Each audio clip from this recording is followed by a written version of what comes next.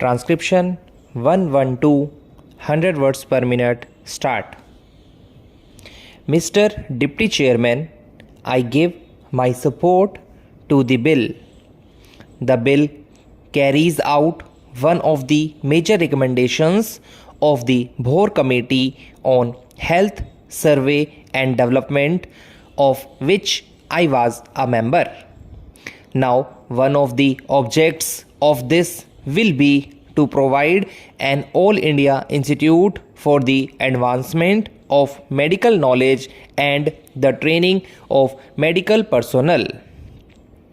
It will provide refresher courses for the physicians working in our towns and villages.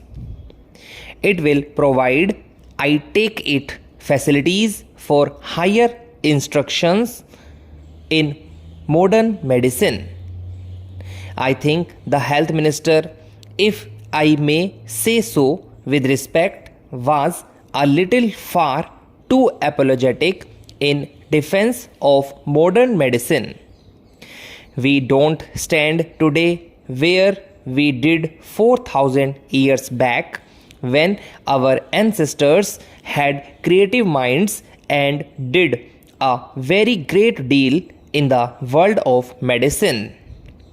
The world has moved far ahead during those 4,000 years, and if you want to benefit by medicine or by the facilities which medical science offers, you must be prepared to go to doctors who have knowledge of physiology, bacteriology, pathology, and who can perform the various tests which are necessary in order to diagnose diseases.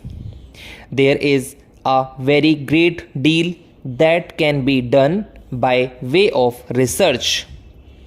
Now, I should have liked some more light to be thrown on the organizational side of the institute.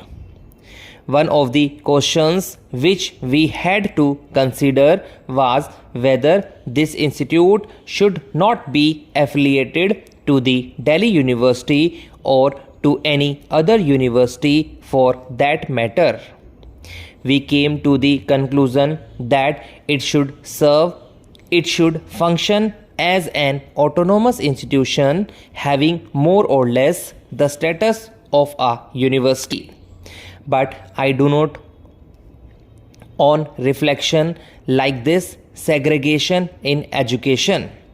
The tendency to have special institutes and call them by name of universities, or to devolve on them the functions of university, has, I am afraid, been carried a little too far in this country.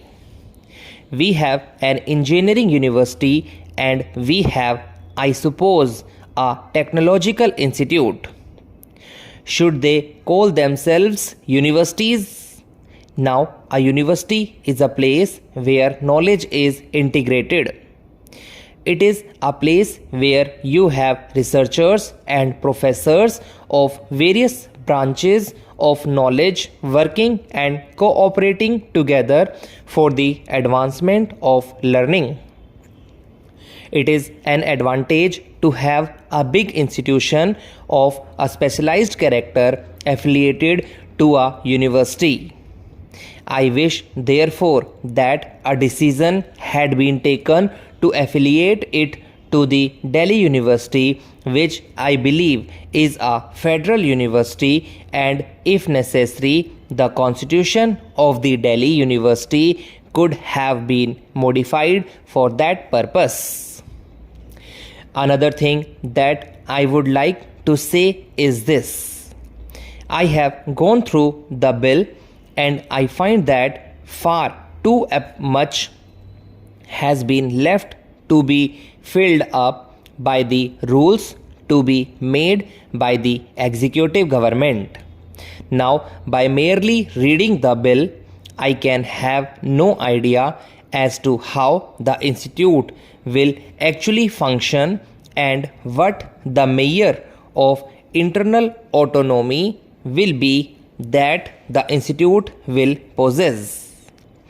In a note which I had the honor of appending to the report of the Bhor Committee, we emphasized that the institution must not be allowed to develop in such a manner as to become a place for mutual admiration. We wanted, therefore, provisions to be specifically made in the Constitution for an external element on the academic bodies of the institution.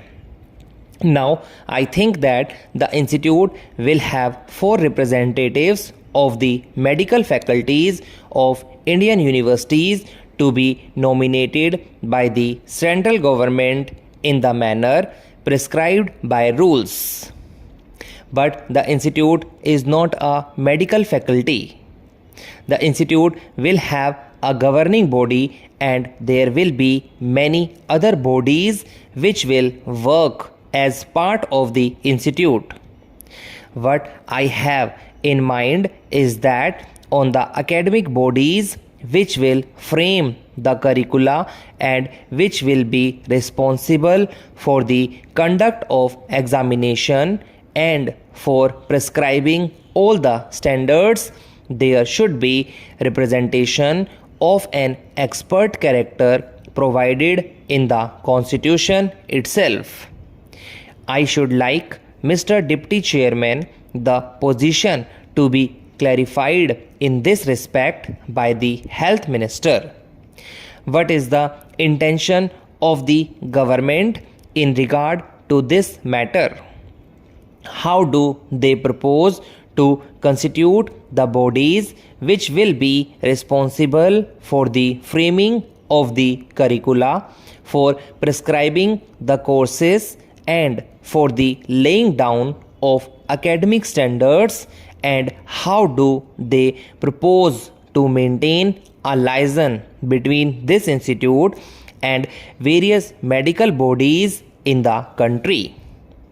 I think that at least we should have been given some information on this aspect of the matter, because I find that almost everything is going to be left to rules which are going to be framed hereafter, and we have no clear picture before us as to how this institute will function.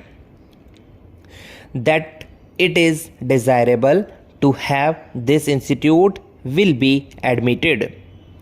It is becoming increasingly difficult for our young men to get facilities for higher education in the bigger universities of Western countries.